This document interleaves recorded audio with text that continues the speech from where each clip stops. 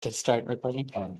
So yeah, if you once we announce this, we'll have a date and time and place and everything like that set out for you guys. And it should be all good to go for you guys to come and win some money, enjoy some pizza or whatever food we end up getting. I know some people have said that you guys are tired of pizza, which is why we wanted to get canes this time. Um, just as like a public survey, raise your hand if you prefer pizza over canes. Okay, just Sam. All right. So yeah, we're definitely gonna try to get canes. It's expensive, but I would say it's worth it. I'm vegetarian, so I can't eat it, but I'll trust your word that it's better than Domino's pizza. So yeah.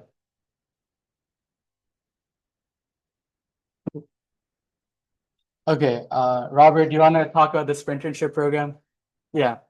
This is a great program that we started this semester. Really great connecting people directly through our club with an actual company. And we're going to expand the number of companies too. But I don't want to ruin Robert's spiel on it. So yeah, we wrapped up the Sprintership for the last cohort, and it went really well. It was like refactoring a mobile page, refactoring like a nutrition data dashboard, and creating like updating a website for the company, and that went really well. We got all of that done and implemented, integrated. So this semester, we like to have as many new people as possible. So I'm going to be handing over the responsibility of like managing the sprinternships to Thrace and Connor. And here are the new teams. So Sprout is the same team. Team Pine is working on like GraphQL analytics. And then Team Oak is working on like URL analytics. So yeah, it's the partnership's gone really well. And like Avi said, we're going to try to keep expanding it with other companies and uh, keep watching this grow.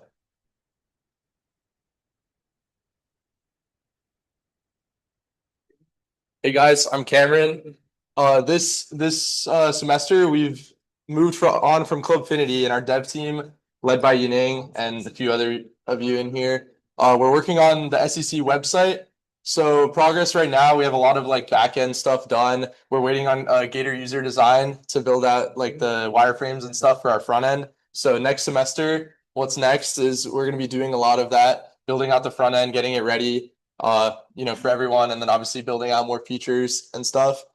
Applications will open next semester at the beginning, like every semester. So if you want to get involved, it's a great way to like learn, MERN stack. We have some, AWS tasks. It's a really good dev team, and you can, learn what it's like. I don't know if it'll like click, but here we go. It's just like a super simple like front end to like connect our like back end. So here's like the workshops. Like this is like kind of you know, and then you can go and get your video. It's Alejandro and you know all the docs and stuff. So it's pretty cool. But we'll get a nice front end around it and it'll look a lot better. So hope to see you guys joining the team. And then like Avi said before, we're gonna have the LeetCode tournament again, next semester. It's gonna be great. Like you said, $1,000 in prizes, and yeah, so not much more to say about that.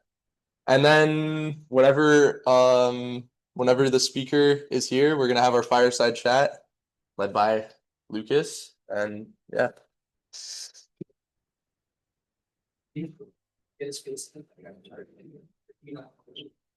All of them. Yeah, actually, like has the big tracker. Man, except you can like you want to move. Oh yeah, you can move the Zoom window from Yeah, onto the so we see screen. these, Yeah, yeah. Since I know we said like 7:10, right? Yeah. I'll text him now so you can join. Okay. But yeah. You'll be here in a bit. For now, do we have food left? Is it finished? Yeah, we got one, and there's we last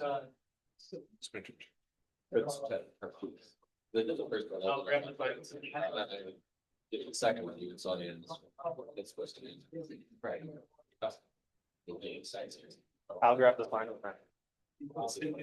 It's an ability to made this, so. And there's lots of this spends around the time, a lot of variables. That's you got pretty much.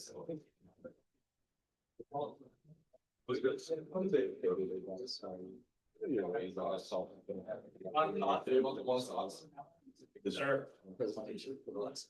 And we.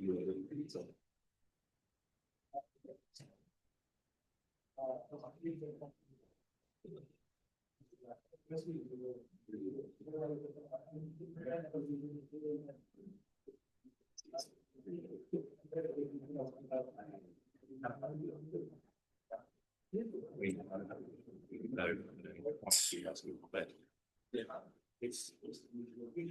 That's what's that. Your experience. Reference becomes.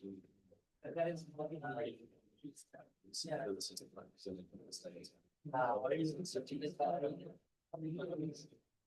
They're back to you. I don't think so. I think he has a lot of. Yeah, on the wrong thing. On the wrong. Yeah.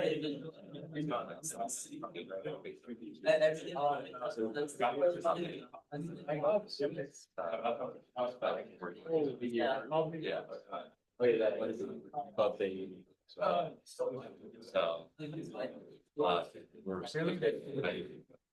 We're about to begin. You getting paid? No. You're giving possible. Always fail. That's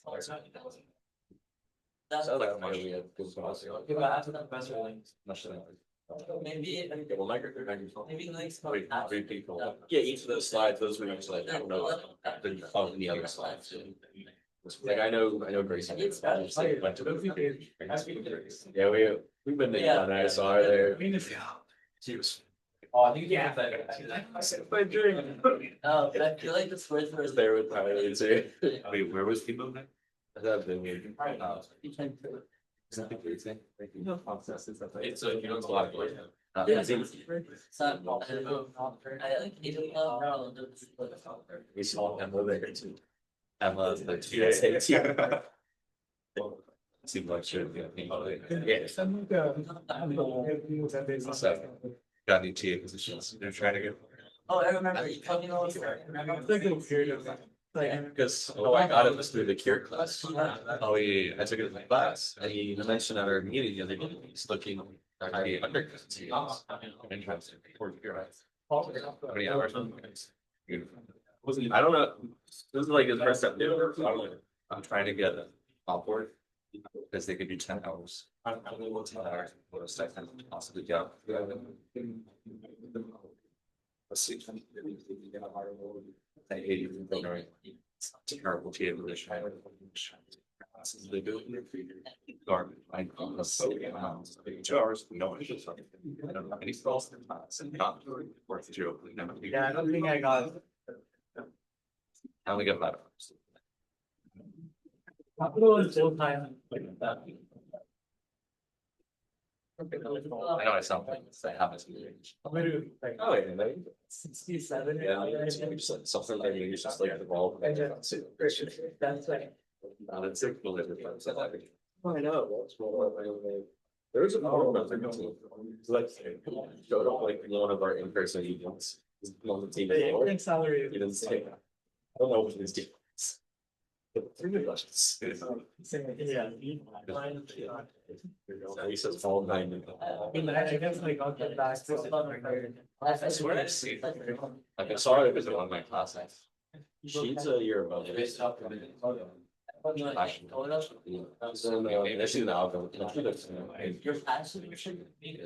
You did it before us. I feel believe. Circuits. I never. She's no. I mean, that's your. I know that's like. She not be able to do much this week. She's got like something for her elbow. She's like dying. I think so. Like, That's it. I always thought like they just. I know really well enough to try. I'm trying to figure out how many like CS classes I should take because after like operating like but I kind of I'm gonna do more just like class. All right, guys. Our guest speaker is here. So, Mr. Yu, can you hear me?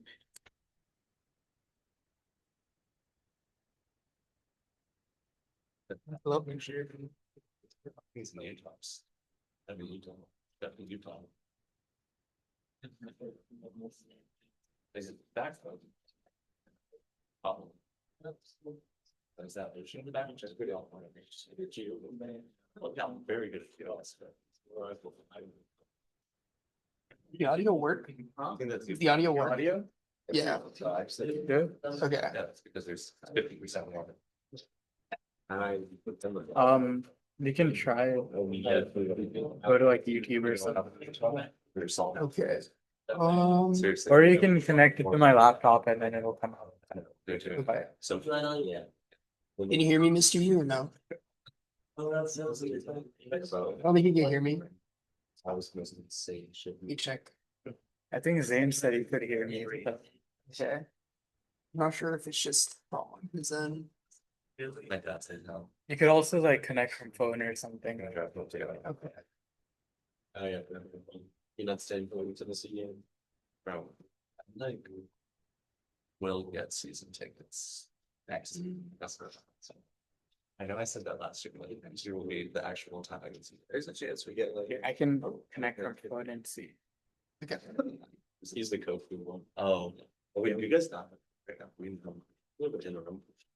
So we fired Billy. Then we got Mexican. I was so. This was busy those. So we got 6 things. We got hired a bunch of Billy, hired Billy made here.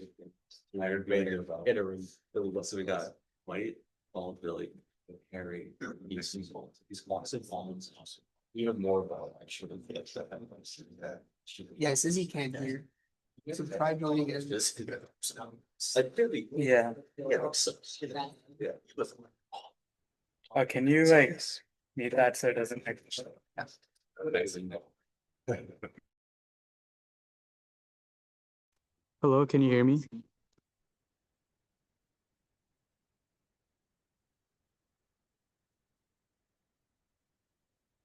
Maybe you could like.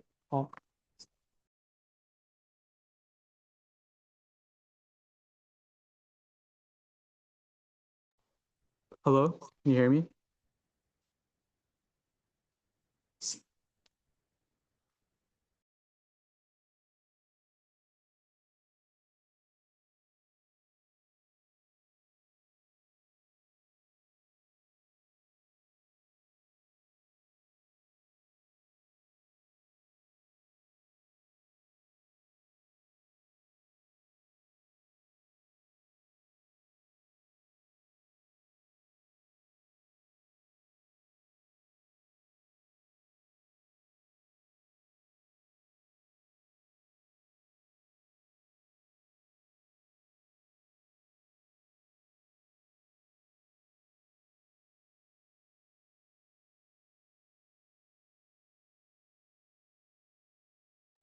Hello?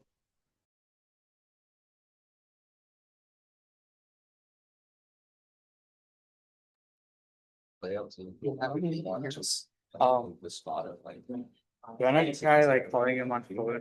How would that work with like the audio? Or to stay. Then hold it up to the mic. You guys should. And Oh, okay. Then always leave them as that line. Yeah. Oh, interesting. So, Okay. I guess. Yeah, let me try. I guess we'll do that. one right here. The 15, to 12 to like. You manifest on this? So you got it.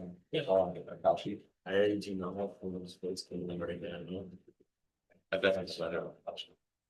I think William told me that, or somewhere you told me that. I gave $5, but I lost $10. So for that last $5. I started sports gambling, so. Well, That's how I had to get sports betting like on a basis. Dog was my uncle, the dog park across from my high school. So, Oh, I think I can hear now. Oh, yeah, hello? Yeah, oh, I can hear now. All right, cool, perfect. How are you doing, Mr. Yu? Doing well. I'm glad to join you guys. Yeah. For sure. I'll just ask like two quick questions and then we'll kind of like take questions from everyone else. So give everyone a chance. Yeah, I'm gonna throw you on the presenter real quick so you're kind of like facing everyone. But yeah, I guess could you give us like a quick info about yourself, what your role is at Google, and kind of like what your team does? Yeah, so I've been at Google for 3 years. I'm currently in the platforms and infra side of Google Cloud. I'm on the Fabric availability team. So what we do is we make sure that fabrics within data centers are highly available so that the networking for certain workloads, such as like AI training, serving compute and storage for different services, is up and running so that customers or even individual users can do whatever task they need to run. And before that, I was on something similar, but more on the virtual networking side. So I was on sort of a networking configuration distribution team. So what we did is we would take virtual network resources, like maybe VPNs, VMs, routes, and we would distribute them at scale, reliably and consistently um, to clusters around Google Cloud. Cloud. Yeah, got you. That's And I guess next thing would be just like kind of tell us about like your time at UF. Like, were you pretty involved with like clubs and like getting internships and stuff like that? How was your time at UF? Yeah, at UF, I actually do remember attending some software engineering club meetings as well. I actually remember seeing people in the industry give interviews or do some fireside chats as well. I I attended some ACM, GBMs, and then I also try to leverage a lot of like networking, like because in tech, getting referrals is a common way of just getting your foot in the door for even an interview, and that's kind of what I focused on during my time. Got you. Cool. Yeah, so I guess now I'll open it up to like anyone who has questions. I want to give them as much time. So do any of you guys have like any questions? Just like raise your hand and yeah. What is your opinion on cover letters? Okay. So someone asked, what's your opinion on cover letters? Cover letters, it's really company dependent. I would say that like maybe if you're targeting a really specific role and you want to leave a big impression, uh, you could write one, but generally it's hit or miss. You really have to judge based on the situation. Let's say like you're joining a startup. A startup is much smaller in scope, and startups really care about like you share the same vision as the founders. Obviously, your what's it called? Your compensation is very tied to how the company's doing. So maybe in those instances they'll care more, or a very specialized team. Sometimes if you interview for more generalized positions, like a software engineer at Amazon or Google, and then they have to do team matching later, it may not be as important. So that's my take. Got it. Anyone else? Yeah. Ask him if he thinks the CS major should focus on right now. Yeah. So someone asked like if they're a CS major right now, like what should they be focusing on to like land like the next big internship or just yeah, opportunity in general? At least for me, when I was interviewing or in college, it it really is like uh just chance left to chance. Like you really have to send tons of applications out there, you really get your name out there, and then you're bound to fail like many times before even landing an interview or even passing multiple rounds of interviews. So uh I guess just consistency and then just uh yeah, just really like being really resilient is something that I would say to anyone uh, gunning for those internships. Yeah. Anyone else? Yeah.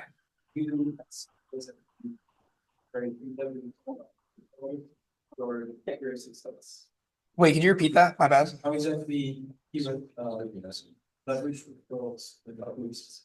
Yeah. So someone asked, like, how did you specifically kind of like leverage referrals throughout your internship hunt?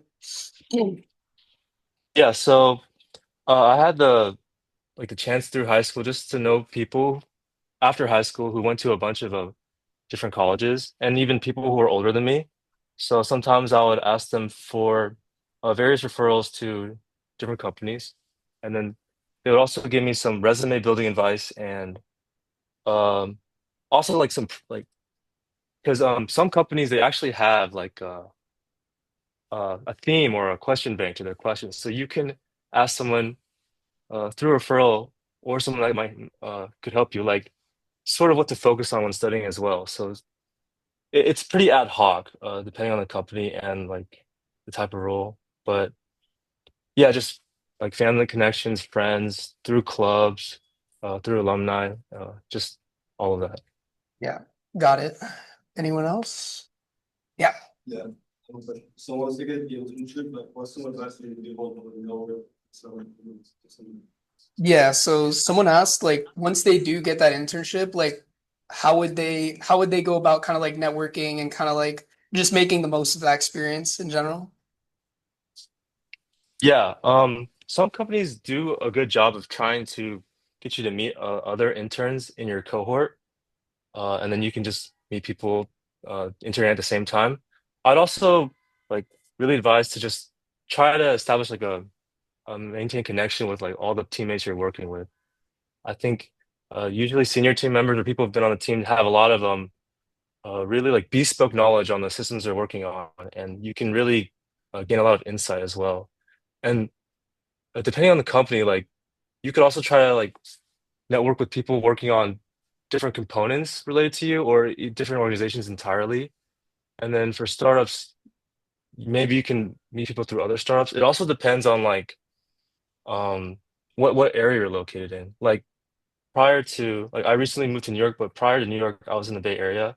And networking doesn't even have to be serious. You could just go to a lot of social events and you can meet people that way as well. And it's ultimately beneficial for the professional uh, world as well. Yeah, totally. Anyone else? No.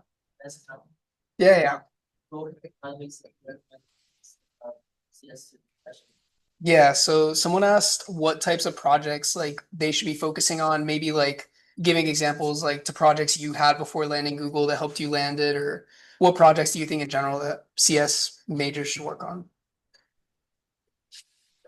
Yeah, I think that that's a pretty good question, especially with this field.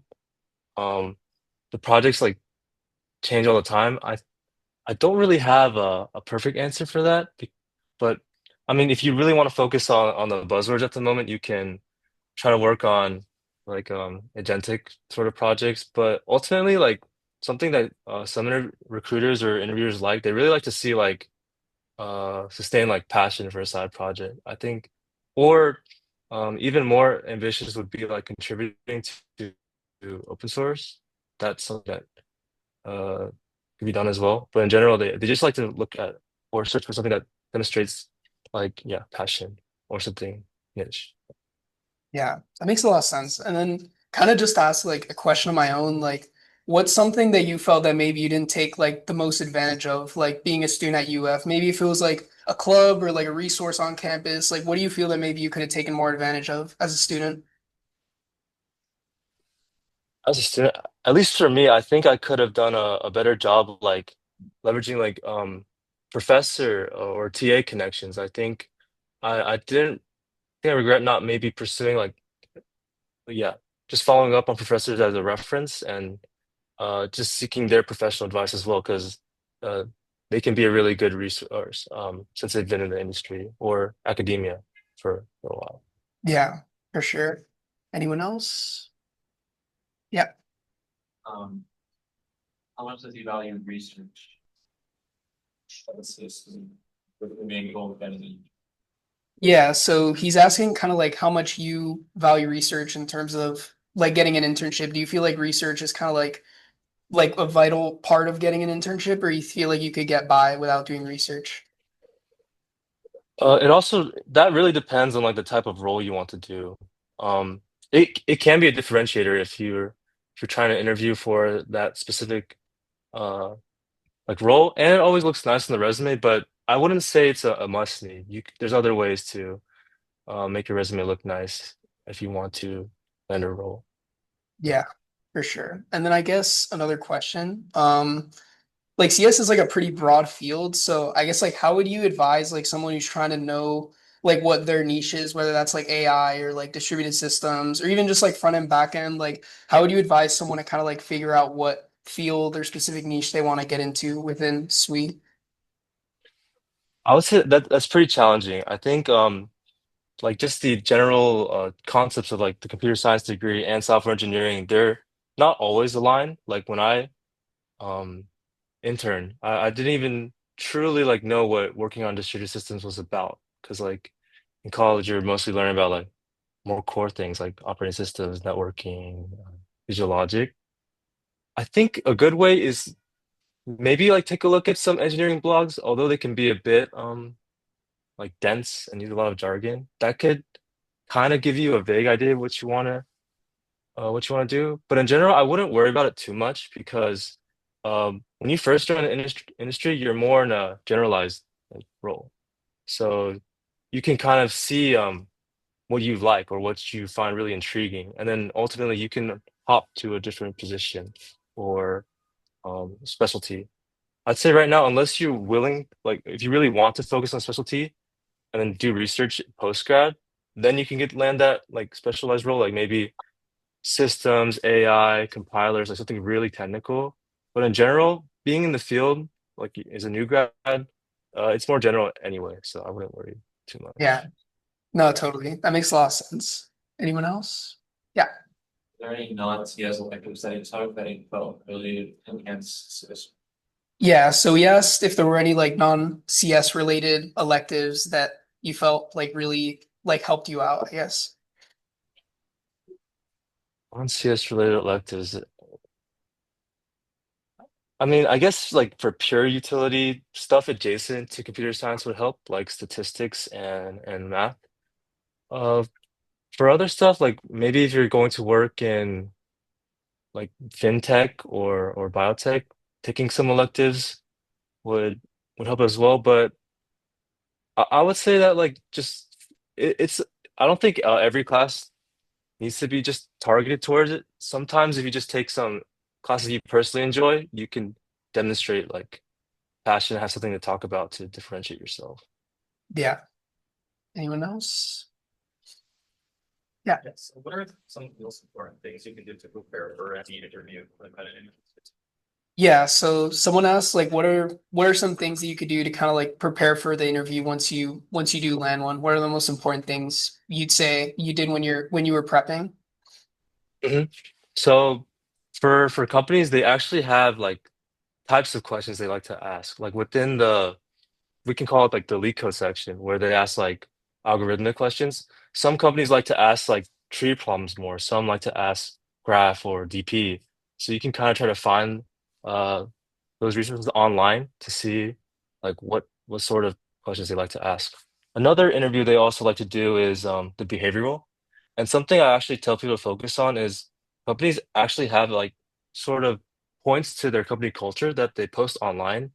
And if you tailor your behavioral interview around that, also using the star format, it could like it shows that you did your research on like what the company's about because they really do try to adhere to those company cultures that they polish. So that would help for the behavioral part. Like one example is like for Amazon, they have like those Amazon leadership principles. So if you manage to land an interview, you can really study up on those principles and try to incorporate them into your behaviorals. Yeah, no, that's super good advice. I saw another hand over here. Yeah. Yeah, I was curious. What's the process? Yeah, so he asked kind of what surprised you once you went from college to industry. Yeah, at least for industry, I think what surprised me is like there's not really a defined path of like like what to do for a project. Like it's sort of like requirements, and you, especially as you move your way up too, you kind of get to design your own way on how to like accomplish the requirements, if that makes sense. Whereas in college, I think projects can be sort of like that, but there's definitely like an angle they're trying to like really lead you towards for implementing your feature or project. But in industry, you could really do it however you want as long as you it checks out to the senior members. So that's something that really surprised me. I think in corporate jargon, they like to call it like navigating ambiguity and like ownership. So I thought that was like experiencing that was something really different.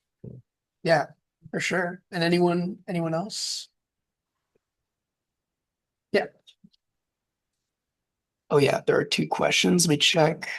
Okay, no questions. But yeah. You take the logic or human did, does it feel like even if you're not engineering, you take this classes like every CS and stuff. Okay. Yeah. So someone asked if you took digital logic or microprocessors, and then if you aren't a CS or if you are a CS major, like, do you recommend someone taking those classes, even if it's not like required of them? It depends if you want to like work on those types of roles. Like, are you talking more like like from the computer engineering or electrical engineering side? Like, maybe if you want to work on something at like NVIDIA or Intel, like something more a bit lower level, then and you actually have interest in it, you can take those classes. But I wouldn't say it's required. Like, there's lots of software engineering roles that don't really go to that lower level abstraction. Yeah, So. makes a lot of sense. And then I guess like a quick question. I guess like was career fair at UF kind of like a thing that you were going to and you kind of like got value from, or like what were kind of your thoughts like on that at UF specifically? Yeah, I remember going to the career fair and there was a lot of volume and honestly I don't know if I heard back from too many, but at least for me it's kind of a way to practice like just talking to recruiters or giving like your elevator pitch. So I kind of leverage it in like that way. But I think it's good to like kind of practice like how you talk about the projects you work on and like what you like doing in the CS field. And but in general, I think yeah, I think it was helpful, but I don't know if it directly gave me any like interviews or opportunity. Yeah, that makes a lot of Yeah. sense. And then I guess also like what sort of like are there any specific like projects or like experiences you had like before Google that you kind of like attribute to you being able to like land that role at Google or Yeah, so before Google, I think I landed an internship at Amazon, I think after my junior year. So that really got my foot in the door for the current distributed systems I'm working on. But prior to that, I was just doing like a lot of like personal like side project. I think I um entered some hackathons to uh just get the opportunity to like learn different frameworks and yeah, just work on some fun projects. yeah, That's sure. what I did. All right, any questions? All right, I guess yeah. You asked him like what kind of plans are like 5, 10 years in the future. Like if he wants to kind of stick it out with like Google or try to like pivot or even like switch teams, do something like that. Yeah. So yeah, someone asked like kind of what were your kind of like plans or goals like in the next 5 to 10 years? So like were you kind of looking to stay at Google and kind of like grow like to be more senior into your role or kind of like switch teams or even like pivot companies? Kind of like what are kind of like those long-term goals? hmm That's a good question. I think for me right now, I actually just recently changed teams. I changed teams 1.5 months ago, but at least right now, I really like the project domain, so I'll probably stick it out for like another year or two. But something I've personally been interested is maybe joining like a startup for higher velocity. Sometimes in a big tech, there's like a lot of hoops to jump through. Obviously, because those contracts that they have are millions or even billions of dollars. So you really have to do your diligence. And that can really slow down your future work. You're just waiting on reviews and sign-offs. But working in like a higher paced environment is something that's appealing to me. So that's something I'll do. And on the more like individual like job role side, I think I lean towards like management instead of being what we call like a individual contributor or tech lead. I think you can become like a project expert that doesn't really manage people, or you can kind of lean the management route in which you have reports that you try to win scope for their projects and then influence them. And I think I lean more the management side. So that's where I want to go in the next 5 to 10 years. Yeah, no, that's super interesting. And then kind of like to ask like more about that. So you think it's more so that you kind of want like a bit more like ownership of your work in a sense that like you want to pivot more to startups, or it's just more that you're generally like interested in that kind of like faster paced like environment? Oh yeah, yeah, that's a good follow-up. I think something that's really key to this field is like you're never gonna stop learning. Like it never really ends. And people always say that, at least like people at startups, you do work on a lot of features quicker and you also own a lot more scope instead of being on this. I like to call it like a big tech, you're like a really, really specialized cog in a gigantic machine. Maybe startups, it's a little bit more generalist, but you also get to move faster and work on touch different things at once and get a better sense of you get the bigger picture. So that's something that's appealing to me. And uh, some of my friends have said like, yeah, they've learned so much in just a couple months at a startup for generalist type of work. Yeah. No, that makes a lot of sense. And then I guess also like, is there like a common trait that you kind of see in a lot of like students maybe who landed internships when you were at UF or just in engineers in general that kind of have made them like really successful or I guess like for me, like yeah, I feel like I've never I don't know how to word this. It's just like everyone that lands these roles, I just feel like, oh yeah, they deserve it. Like they work really hard and I can really see like the hard work pay off. So um just yeah, just industrious or diligent like type of trades, something along those lines. It's kind of hard to pinpoint to a couple of things. Yeah. yeah. No, that's fair. You guys have any questions? All right. I guess I'll ask. I guess like are there any kind of like trends that you're seeing right now? Like maybe not just within Google, but just like in general in terms of maybe like technologies that like a lot of companies are like adapting. And then if so, like how could students now maybe start kind of like preparing to be on that wave, I guess? Yeah, something that I've noticed and it's also been readily apparent in like many different companies is just the use of AI agents like everywhere in the workflows. Like I use it almost daily to help me write my tests, and I've heard some companies are trying to incorporate the use of it in their interviews. So that's might be something to keep an eye on. But it really is like making its way as sort of like a auxiliary tool to everything we do. Uh, it does make a lot of mistakes though, so I always like cross-reference anytime I use it or double check in case it makes like AI slop. But just keeping an eye on like the developments of that is something that I'm sure you guys are already all aware of. Yeah. Yeah. And then I guess kind of like a follow-up, but not really. I guess like when you do have to kind of like learn to like adapt like a new skill like that, like what's kind of your method for kind of like just learning and like getting more familiarized with it? Yeah, I think I as well as like most people like during like the work week, you dedicate some time outside of your like assigned projects to kind of just like explore like what's out there or what's going on. At least for me, I'm fortunate to be at Google. There's a lot of internal resources to help me see like this new tool that can really help uh each person's workflow. And I just like check out those presentations and um yeah, those resources. So yeah, just allotting some time for self-learning, even during internship or uh at a job is pretty important, in my opinion. Yeah. No, that makes a lot of sense. Do we have any? Yeah. What was the strategy for leaking? Yeah. What was your strategy when you were kind of prepping for those interviews with Leak Code? Were you kind of just like doing one a day or was kind of, more than that a day when prepping for an interview, or what was your strategy there? At least for me, like I always felt that leak code, like you're not really truly like solving the problem. Like some of those actual algorithms were on research papers, right? So I would try to target like those um themes of problems. Like I think there's like core lists. It used to be like blind 75, now it might be grind 75. I don't exactly recall, but just being able to solve each type of problem, and then obviously like companies will have follow-ups for those problems as well, and then make variants of those problems just to see if you understand the core theme. So I'll really focus on that.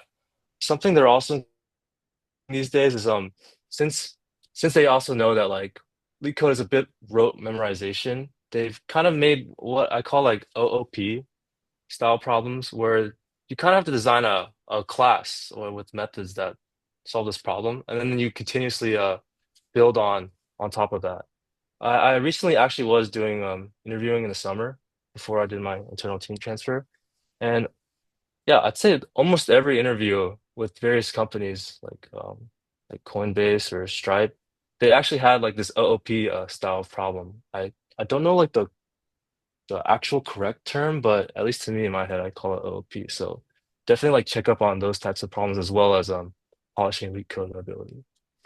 Yeah, for sure. And then kind of like going more into like the importance of like OOP and just like understanding like those fundamentals. Like, were there any kind of classes that you took at UF that you felt like built a really good base for you in terms of just maybe like prepping for your leak code, like DSA helped you, or maybe just OOP, paying attention in Prog 2? Like, what classes would you say were like super important to like your learning and your foundation in tech in general?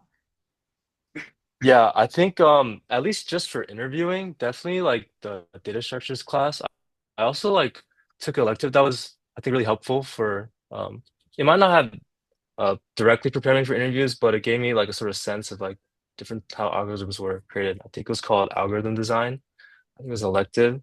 But for the actual day-to-day role, I think all of the knowledge you eventually learn comes into play, although you might not see it at first.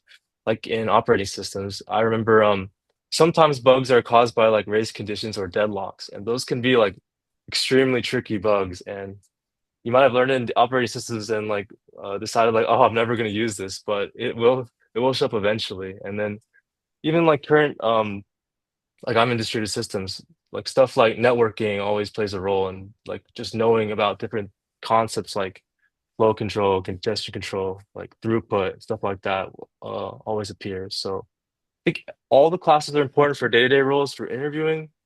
Yeah, more so like data structures and like algorithms. Yeah, for sure. And then I think we have time for like one more. So anyone else? Yeah. How does he like the NYC tech scene? Yeah. So someone asked, how do you like the NYC tech scene? Oh, it's pretty good. I think like there's a lot of like big tech here. I think Google, Meta, um yeah, a lot more fintechs as well. And then there's also a lot of startups. I believe there's some roles for like Perplexity, some Scale AI and other stuff.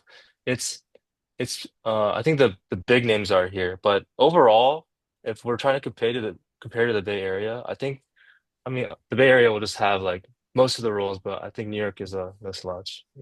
Yeah, for sure. And then just like a quick question. I know you kind of like went over it earlier, but like if someone does have the chance to like intern in like the Bay Area or in New York City or just anywhere in general, like how would you advise they make like the most of that opportunity?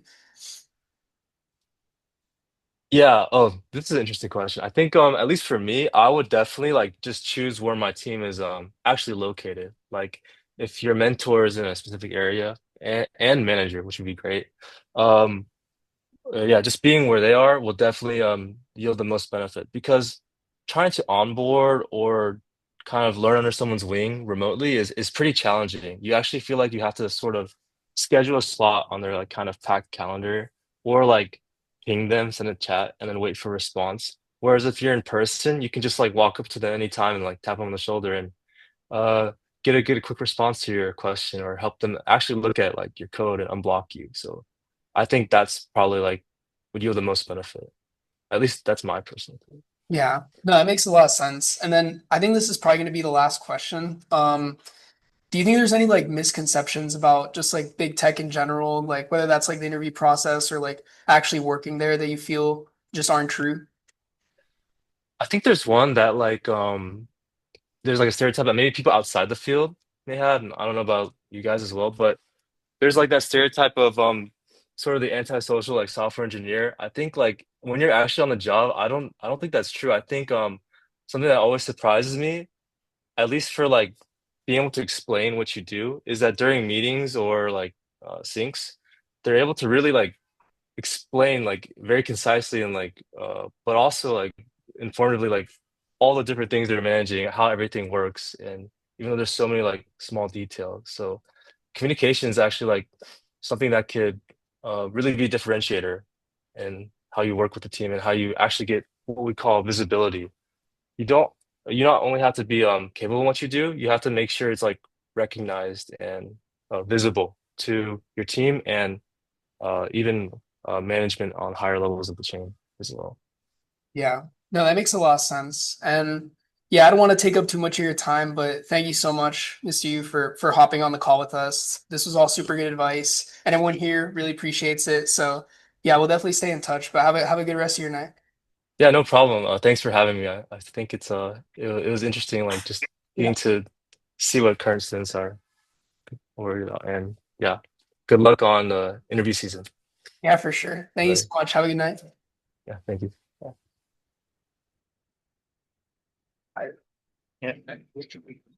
But yeah, that's all we have for you guys. If you haven't signed in already, I'll throw that up there.